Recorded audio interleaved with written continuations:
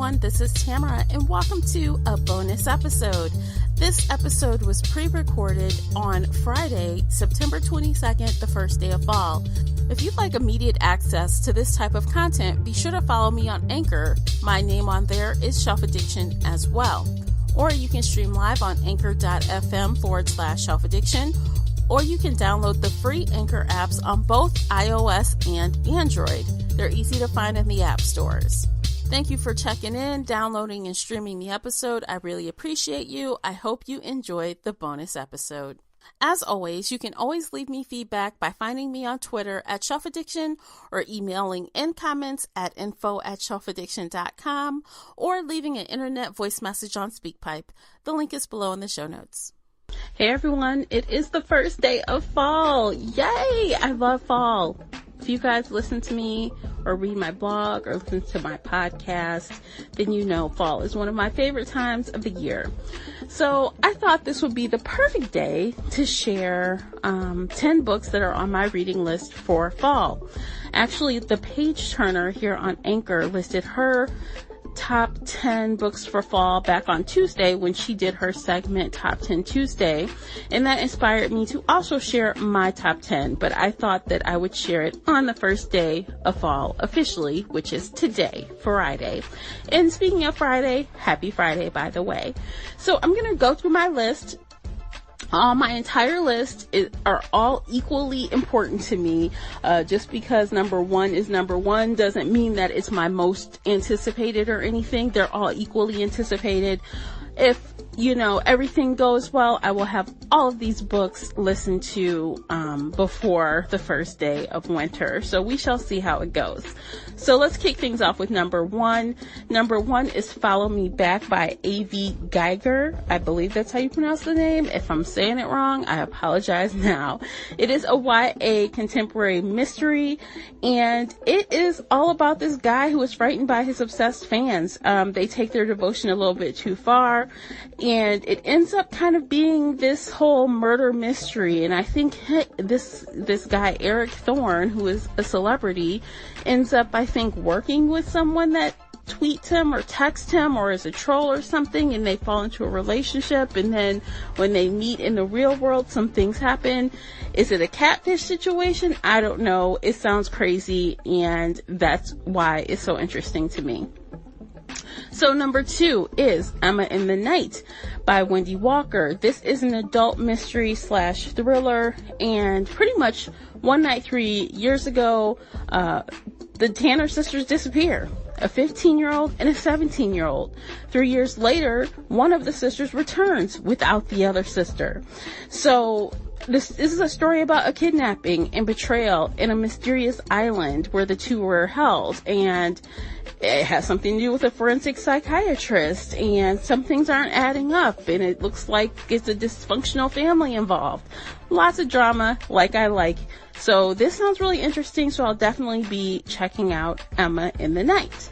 Number three is Haunt. It's an anthology, and it has, I think, 6 authors, I believe. Maybe a little bit more. I could be wrong. But it was published by Marie Piper. She is the main author, I guess, who put this anthology together. And I've already started it. I started it today, actually. And it is, I guess, lots of stories that have a wide range of tales, including, haunted dwellings. So that sounds really fun. I read the first story already, which is called Roommates by Katie Tatry, and it was really cool. So I'm looking forward to the remaining stories in that trilogy. The next book, number 4, is Ready Player One by Ernest Cline. This is a science fiction dystopia novel. It's for adults, although it's been labeled as young adult fiction many, many times. And it's a futuristic, it takes place in 2044, where reality is really ugly. I guess they play games, and everyone is all involved in this virtual utopia known as Oasis. And I've heard lots and lots and lots of amazing things about this book, and I really want to get it done before the movie comes out, because this is already being made into a movie adaptation, and you guys know I love movie and TV adaptations, so this one is definitely high on my must-read list. we're going to jump into book 5, and then we will continue in the second part. So book 5 is Shadow Shaper by Daniel Jose Holder. I definitely love this because it's YA fantasy paranormal, and I really appreciate that it is a multicultural story. You know, I don't read very much YA fantasy and paranormal that has a multicultural cast, and I love that. So it's been described as Cassandra Clare meets Caribbean legend, but it really has that like whole Latin vibe about it. The main character, she is looking forward to a fun summer of making art and hanging out with her friends and skating in Brooklyn, and then some weird zombie guy crashes the party. Interesting. So from that point, it takes off into this crazy ride. So I'm definitely looking forward to reading Shadow Shaper. Okay, guys, let's jump right into the second half of my list. Number 6, we're going to kick things off with Renegades by Marissa Meyer. It is the first book in her brand new series. I'm not sure if it's a trilogy or more, but this is YA fantasy. And Marissa Meyer is well known for her Lunar Chronicle series. That was just amazing. I really love the Lunar Chronicle series. So I'm really curious to see if she can do it again and have 2 home run series. We will see. So essentially, Renegades are a syndicate of prodigies. They're humans with extraordinary abilities, and that just sounds amazing to me. So really, I guess it's probably this whole, post-apocalyptic type thing as well, where, there's a messed up society and peace and order has been disrupted, and now it's chaos. So maybe there's a lot of things going on with these special, extraordinary humans. So I'm very curious to see how this is going to roll. The cover art's beautiful. It looks great. I'm excited for it. Number 7 is Till Death by Jennifer Armentrout. Now, I love Jennifer L. Armentrout. I've read many things by her, but this particular book is romance/mystery. And I have read a lot of things by her that are more, like new adults, fantasy, I guess. So, but I'm here for it. So this is about a woman who left her hometown in West Virginia, and she escaped the twice serial killer known as the Groom. So she returns home, and I guess she's there to help her family, the family business or something. And then, this FBI agent vows to protect her. You know how that goes. So another woman disappears, and then more women are disappearing, and they're wondering, is the Groom back, or is this a copycat? So this sounds really good, and I thought it would be perfect for fall because it has a serial killer in it, and it's Jennifer L. Armentrout, so why not? All right, number 8 is Spectacle. It's the second book in the Menagerie trilogy. I think it's a trilogy by Rachel Vincent. I read the first one, Menagerie, I think it was early last year, so of course I want to continue, and because of the topic, I thought this would be fun for fall as well.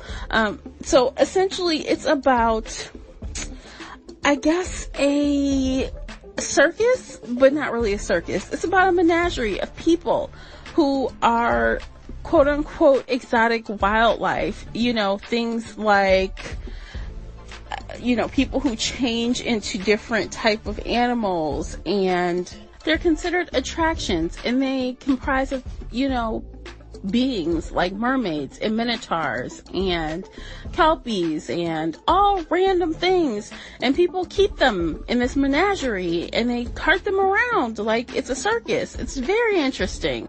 So the end of the last book ended on this really good note, so I'm really curious to see where Vincent goes with it. Book number 9 is Strange the Dreamer by Laini Taylor. This is YA fantasy. She is well known for Daughter of Smoke and Bone trilogy, which I absolutely adored. It was amazing. Oh my God, it was so amazing. So Strange the Dreamer came out earlier this summer, and it's been on my list all summer long. So I'm definitely looking forward to this. So, I think it's like a whole heaven and hell type of thing. Her previous series had to do with angels and, demons, gods, and things like that. So I think this is going to be more of the same. We'll see. I don't really know much about it, except for it takes place in this place called Weep. And obviously it's going to be a roller coaster ride. I expect good things from Laini Taylor. So the final 10th book is Silence Fallen by Patricia Briggs. This is the 10th book in the Mercy Thompson series. If you've been following me, you know I'm doing a urban fantasy read-along, and right now we are in the Mercy Thompson arena. This is the final book before there's going to be a long wait before the 11th book. Patricia Briggs has had some family things come up. I think her husband passed, and some other things have happened from what I understand, and Mercy Thompson has been put on the back burner. So if you're a Mercy Thompson fan, Silence Fallen came out earlier this year, and that is it for a while. I don't think we'll get another Mercy Thompson book for about 2 years, but Mercy finally leaves her home territory, and she's, out doing other things, and, Adam and the rest of the pack are looking for her. You know how it goes. If you read Mercy Thompson, then Mercy loves to find trouble, and Adam and the pack try to save her. So that's it for my top 10. Are you reading any of these? All right, everyone, thank you so much for tuning in today and checking out my 10 books to read this fall. I really enjoyed putting this list together. I hope you are able to pick up a few of these books. If you're not reading the series, you can read the standalones, or you can start a series of any of these books. They're all great. All the series that I mentioned are fabulous. I hope you get something out of it. I know I will be very happy to read all these books. I'm super excited for them, and I'm glad I picked 10, because any more than that, it just wouldn't be possible to get completed this fall. But some of these will be audiobooks, maybe a few. Maybe 3 of them might be audiobooks, and that's based on feedback that I've gotten from other readers that really enjoyed the audiobook version. So, feel free to check a few of these out on audiobooks as well. It counts. As long as you're reading, listening, it's all good. Just consume books. That's what I say. So if you have your own top 10 list, hey, share it with me. Or even if you have a couple that are on theme for fall, maybe because it's a little scary or whatnot, please share it with me. I'm always game to add books to my TBR list. All right, everyone. Thank you so much for tuning in, and I will catch you next time. Bye.